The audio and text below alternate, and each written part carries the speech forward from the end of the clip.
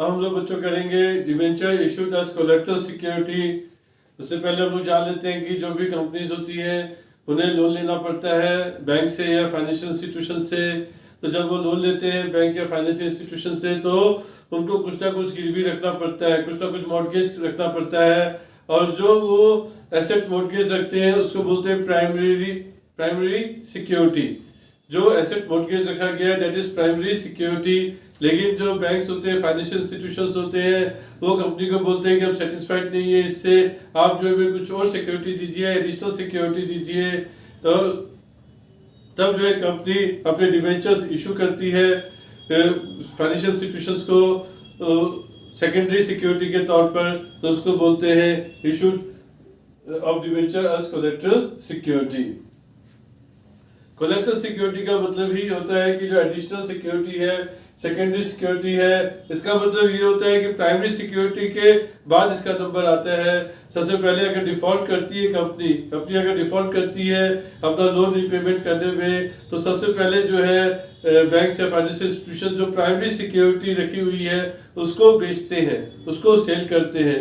उसको सेल करने के बाद जो रियलाइज्ड होता है अमाउंट, उससे अपना अमाउंट को क्लियर करते हैं। लेकिन फिर भी कुछ बच जाता है, फिर भी कुछ अमाउंट रह जाता है, तब जो है उस केस में जो सेकेंडरी सिक्योरिटी होती है या कोलेक्टर सिक्योरिटी होती है वो फोर्स में आती है। मतलब जब तक कंपनी डिफॉल्ट नहीं करेगी और जब तक रियलाइजेबल वैल्यू जो है डिफॉल्ट करने पर रियलाइजेबल वैल्यू प्राइमरी सिक्योरिटी की कम नहीं होगी लोन अमाउंट से, तब तक जो है वो जो कोलेक्टर सिक्योरिटी रखा हुआ है वो एनफोर्स नहीं हो सकता है। एक और चीज ध्यान रखिएगा बच्चों, जो कोलेक्टर सिक्योरिटी पे डिवेंचर्स इशू किए जाते हैं उस पर इंटरेस्ट पेएबल नहीं होता है। डिवेंचर एक्चुअली में वो फोर्स में नहीं आते हैं, वो आपकी लायबिलिटी बनती ही नहीं है। वो तो एडिशनल सिक्योरिटी दी गई है, वो कोई लायबिलिटी नहीं है कंपनी के ऊपर, इसलिए उसको हम लायबिलिटी ट्रीट नहीं करेंगे। तो जो हमारा पहला मेथड अकाउंटिंग ट्रीटमेंट का जो मेथड है उसको हम लोग समझते हैं क्वेश्चन के हिसाब से। कंपनी ने इशू किए 9% 10,000 डिवेंचर्स ऑफ 100 ईच। कंपनी ने 10,000 डिवेंचर इशू किए हैं, 100 रुपीज का एक है। कोलेक्टर सिक्योरिटी के तौर पर इशू किए जब से लोन लिया 10 लाख रुपए का बैंक से, लोन लिया 10 लाख रुपए का बैंक से, और कंपनी जो है डिवेंचर इशू कर रही है कोलेक्टर सिक्योरिटी के तौर पर। तो इसका जो अकाउंटिंग ट्रीटमेंट है बच्चों, पहला जो मेथड होता है उसमें कोई जनरल एंट्री नहीं करते हैं। जनरल एंट्री इसलिए नहीं करते क्योंकि इससे कोई लायबिलिटी क्रिएट नहीं हो रही है, लेकिन इसको दिखाया जरूर जाता है, इसको शो करना पड़ेगा। जब हम बैंक लोन ले रहे हैं तो लायबिलिटी साइड पे हम दिखाते हैं बैंक लोन, उसके नीचे हम एक नोट लिख देते हैं जिसमें लिखा रहता है कि हमने जो बैंक लोन है वो सिक्योर्ड है through the issue of debenture as a collateral security. तो पहली मेथड में कोई एंट्री नहीं की हमने इसको सिर्फ जो है बैलेंस शीट में दिखाना है। बैलेंस शीट में जो बैंक लोन आएगा वो long term non current liabilities में आएगा। नॉन करेंट लायबिलिटीज में मेजर हेडिंग रहेगी और उसकी सब हेडिंग रहेगी लॉन्ग टर्म बोरोविंग्स। जो बैंक लोन आता है लॉन्ग टर्म बोरोविंग्स में आता है, तो इसका नोट्स टू अकाउंट बनाएंगे। नोट्स टू अकाउंट में जो हम लिखेंगे लॉन्ग टर्म बोरोविंग्स, उसके नीचे लिखेंगे बैंक लोन। बैंक लोन जितने का था वो लिख दिया 10 लाख रुपीज का। फिर ब्रैकेट में दिखाएंगे secured by issue of 10,000 9% debentures as a collateral security. अब हम लोग बच्चों सेकंड केस कर लेते हैं। फर्स्ट मेथड हमने किया था जिसमें कोई जनरल एंट्री नहीं की थी, लेकिन जो सेकंड केस कर रहे हैं इसमें हम लोग जनरल एंट्री पास करेंगे डिवेंचर जब इशू करेंगे कोलेटरल सिक्योरिटी के लिए। तो पहला जो एंट्री रहेगी वो रहेगी debenture suspense account debit to 9% debentures. मतलब जितना भी डिवेंचर आपने इशू किया कोलेटरल सिक्योरिटी के लिए उतना अमाउंट का आप एंट्री कर देंगे। डिवेंचर सस्पेंस अकाउंट एक डेबिट करेंगे टू डिवेंचर्स अकाउंट जितना अमाउंट है। इसको बैलेंस शीट में दिखाना है तो लगभग वैसा ही दिखाना है जैसे फर्स्ट केस में दिखाया था।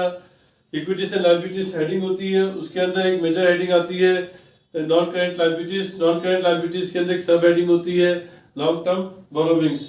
तो जो बैंक लोन है लॉन्ग टर्म बोरोविंग्स के अंदर आता है, जितना का आपने बैंक लोन लिया उतना आप बोरोविंग्स में दिखा दीजिए 10 लाख रुपया। लेकिन इसमें कोई डिवेंचर जो कोलेक्टर सिक्योरिटी के तौर पे इशू किया, चाहे आप एंट्री करें चाहे आप एंट्री ना करें, तब भी जो है यहाँ पे डिवेंचर्स नहीं आते हैं। अब नोट्स टू अकाउंट में हम लोग दिखाएंगे डिवेंचर को कैसे हमने इशू किया कोलेक्टर सिक्योरिटी पे। लॉन्ग टर्म बोरोविंग्स की हेडिंग के अंदर ही लिखना है बैंक लोन जितना है 10 लाख रुपया लिख दिया। फिर उसके नीचे हमने डिबेंचर जो इशू किए 10,000 डिबेंचर्स जो हमने इशू किए कोलेक्टर सिक्योरिटी पे, वो इनर कॉलम में लिखना है और फिर उसमें लेस कर देना है जितना डिबेंचर सस्पेंस अकाउंट है।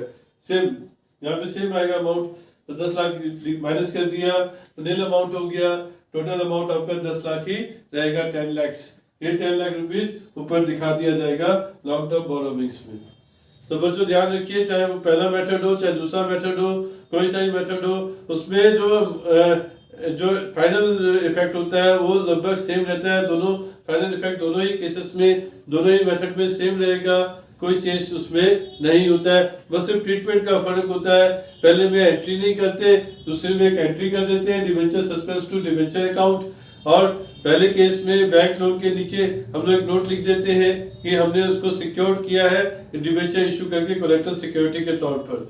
लेकिन यहाँ पे नोट लिखने की जरूरत नहीं है, ये हम लोग दिखाते हैं बकायदा कि जितना डिबेंचर इशू किया उसका अमाउंट लिख दिया और लेस डिबेंचर सस्पेंस लिख दिया, दोनों बराबर हो गए, अमाउंट नेट अमाउंट 0 रह गया।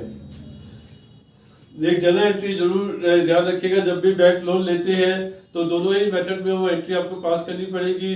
जब लोन लेंगे तो एंट्री हो जाएगा bank account debit to bank loan account. जब भी आप लोन लेंगे तो एंट्री हो जाएगी bank account debit to bank loan account, दोनों ही मेथड में। थैंक यू स्टूडेंट्स, उम्मीद करता हूँ कि आपको ये टॉपिक जो है issue of debentures collector security समझ में आया होगा। अगर आपको समझ में आता है तो आप प्लीज़ मेरे चैनल को सब्सक्राइब कीजिए और उसको प्रमोट कीजिए, शेयर कीजिए अपने दोस्तों में, वीडियो को ज़रूर लाइक कीजिएगा। Thank you students.